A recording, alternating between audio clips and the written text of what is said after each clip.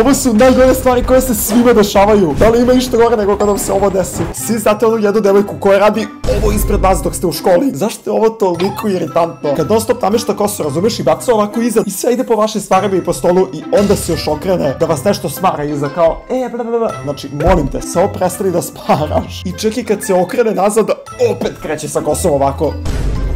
Sigurno vam sad pada na pamet baš ta osoba iz vašeg razreda, 100% sam siguran. Ako imate kabel u kući, ovo je najgora stvar koja se svima dešava. Da li postoji išta gore? Kada krene zavesa koju navučete dok se kupate, onako da se približava vama. Inače to se dešava zbog vazduha. I bukvalno ne postoji ništa odvratnije od toga. Znaš koliko me nervira samo dok gledam ovo. Bukvalno izgleda kao da hoće da te zagrli zavesa, a zapravo se samo približava. Zato što je tu topao vazduh. I to je to. Koliko god pokušate da odgurnete zavesu ili da nekako drugačije namislite, nema šanse. Uvek će vam se ovako približavati. Najgore nešto, kad uzmete da gledate nešto na YouTube-u dok jedete, ali onda shvatite da baš i nema ništa, bukvalno scrollujete ovako po YouTube-u i ništa ne izlazi novo. E pa to ima problem svako ko ne gleda mene. Ja svakog dana izbacim novi video i uvek imaš nešto novo da gledaš. Ovom liku se čak i hrana ohladila i sad nije ni pogledao video, niti jeo svoju omiljenu hranu, tako da je sve užasno. I zato svi iz Rock Fama imaju bukvalno najbolji život, jer im se ovo nikad ne dešava. Uvek kad uđete na YouTube, uvek ima bar jedan video koji niste pogledali od mene. Koliko me dugo vi pratite, napišite dole u komentarima. Svako u svojoj sobi ima jednu ovu stolicu na koju se baca sva odeća. Ljudi, moram da priznam nešto. Jel vidite ovu fotelju na kojoj ja sedim? E pa tu nikad inače ne sedim u životu. Non stop je tu ovako odeća, ali eto sad cool je za snimanje, zar ne? Evo čist dokaz, samo sam prebacio sa druge strane. Svime se desi da se ovako pokida kabel od punjača, ljudi. Da li ste svesni da ovu stvar sa selotejpom koristim i ja? Ovo je moj punjač za laptop i pogledajte, isto izlepljen. Jer ovo je stvar koja se bukvalno svima dešava. Zašto bi kupio novi kabel koji košta previše para ako mogu samo da izlepim ovako selotejpom? I onda izgleda ovako, nema ništa bolje. Sad znate, ako vam se pokida kabel, samo iskoristite selotejp, to je najlakše. Onda kad pozovete druga kod vas kući i krene da psuje ispred vaših roditelja, pa da li ima išta gore od toga? Bukvalno roditelji posle budu fazonu, s kim se ti to družiš, kakav je propalitet od čoveka? Dolazi kod tvojih roditelja i psuje, a to je zapravo vaš najbolji drug koji se samo čudno ponašao tad. Svima se ovo desilo, bar jednom. I onda vam non-stop roditelji govore kao, što se družiš sa njim uopšte, pogledaj kako je nevaspitan. Kad ne razumete šta je pitanje u testu i pitate kao, izvinite nastavice, ajde da mi objasnite samo šta je ovaj zadatak, ne razumem. I nastavica kaže, pročitaj pažljivo zadatak. Pa jel moguće, pročitao sam i ne razumem još uvek. To je najgora stvar na svetu. Ja sad molim sve nastavice koje gledaju ovo, kada neko pita za objašnjenje zadatka, već ga je pročitao. Nije jasan. A ima neki koji stvarno ne pročitaju. Tako da možda ipak treba ovo nastavice da kažu. Ono kad pogledate u školi u devojku koja vam se sviđa odavde i shvatite da devojka već vas gleda. To je onaj najčudniji osjećaj kad ne znate šta, onda kao siguran sam da se svima ovo bar jednom desilo. Svi pišu kako je to strašno, oh my god, zar to nije dobra stvar? Ovako izgledaju modne revije, ljudi, nemojte da se lažemo.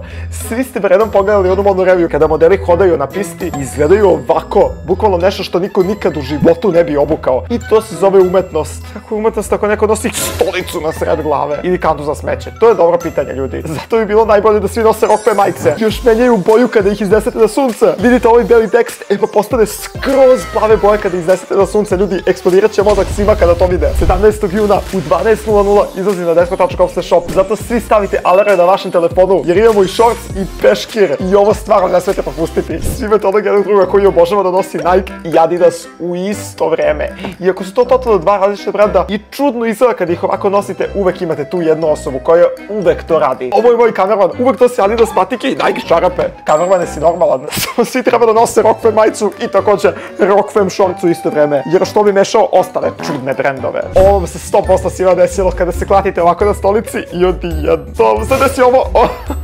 Da, znam, znači tačno svima. Ako vam se ovo ne desi bar jednom u danu, trajite uopšte. Ja sam bio lik u školi koji je uvek ovo radio. Zato ono kada obučete farmerke kao ništa čudno, samo ste ih obukli i krećete za školu ili tako nešto. I svi u kući vas pitaju kao, wow, gdje si se tako sredio? Jel ideš to negde? Kao samo ste obukli farmerke, ništa strašno, nije ništa specijalno, wow. Uvek ide pitanje od svih i od babe i mame i od tate, nebitno je. Svi su u fazonu, gdje si ti tako doterao? A zapravo ništa specijalno. Svi se slažete da je ovo najgori osjećaj osjećaj, ovo su gube kod vaših uva, znači bukvalno se dosta pomera ovako levo desno. I tačno čujete onaj zvukić kao kad prolazi ovako. Nema ništa iritantnije od toga, znači bukvalno krećete da udarate sebe po faci, da pokušate da ubijete bubu, a u stvari je buba svuda okolo. Zato imam trik za vas, kada je leto i veče, ne otvarajte prozore nikad. Ući će bukvalno svaka buba koja postoji na planeti Zemlji u vašu sobu. Svi vole se društvo da idu na bazen, ali najgore osjećaj ovo ovde. Znači ovom se sigurno dešava dosta, znači ne postoji ništa gore od toga. Guranje u bazen kada ne očekujete, ovom liku je glava ostala levo. Pogledajte kad se zaustavi snimak, znači lik je odavde stao.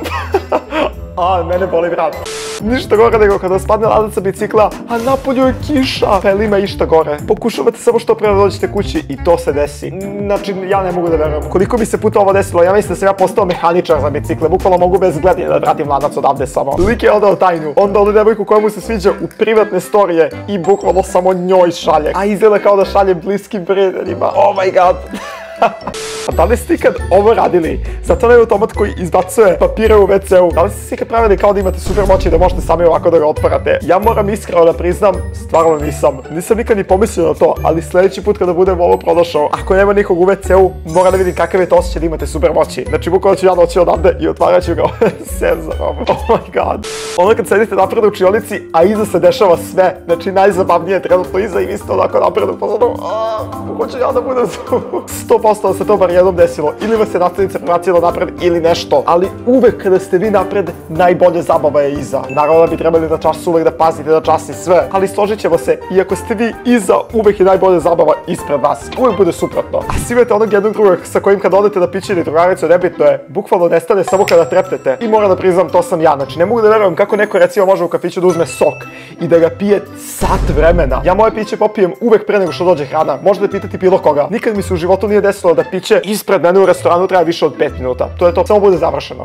Najgore je kad samo šetate ovako i odjednom vas nešto stisne u kolenu da bukvalno skoro kao padnete. Šta se to dešava u našem telu? Znači, ja ne stvarno nemam pojma. Skoro ste zdravi, pravi, nemate problema, nego samo odjednom hodate i odjednom pam, zabole koleno ekstremno jako. Vi kad hoćete da se igrate sa mačkom i uvek, ali apsolutno uvek u tim momentima mačka ne želi da se igra sa vama. Svi koji imate mačku znate taj osjećaj kada je totalno nezainteresovana i samo želi da spava i ne radi ništa. Jedino što eventualno može se desiti tad je da vas izgrebe iz besa. Zato ono kad pitate mama šta ima da se jede i ona kaže hrana, pa je li ima išta gore od toga, kao važi, šta drugo može. Da nije možda, znate i sami, mislim, sigurno je hrana.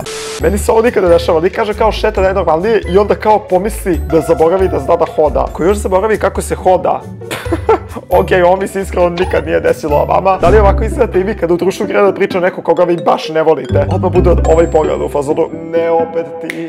Učionice koje imaju stolice bez naslona, pa je li ima išta gore? To su bukvalno klupe, razumete, ono gde morate da sedite 2 sata i ne možete se nasloniti ovako nikako, pa bukvalno leđe ubijaju onda. Zašto u školama ne zabrane to? Svi znate onaj osjećaj u 3 ujutru kada kažete od danas živim novi život, pijem samo vodu, ima da koristim sve kreme, hoću da popravim lice, hoću sve i to se sve dešava u 3 ujutru. Sklekovi, trebušaci, bukvalno sve radite u 3 ujutru. Zašto baš tad? Zašto svakog motivacija lupi kada je skroz neko čudno vreme? I ja nisam ništa bolji. Snijem ovaj video u 2 ujutru. Nije čak ni šala, stvarno bi volao da se šalim. Ali uvek ja dobijem tako kasno motivaciju. Ovako bi izgledalo da ste vi čaša. What? Ovo bi bilo jako čudno, vrate, fuj, kako čudno izgleda faca iz ovog ugla. Totalno izdeformisano, te vrlo kako kinos ima iz ovog ugla. Ja ne verujem. Kliknite gore na sljedeći video i ne zaboravite, majica koja menja boju na suncu izlazi 17. juna u 12:00.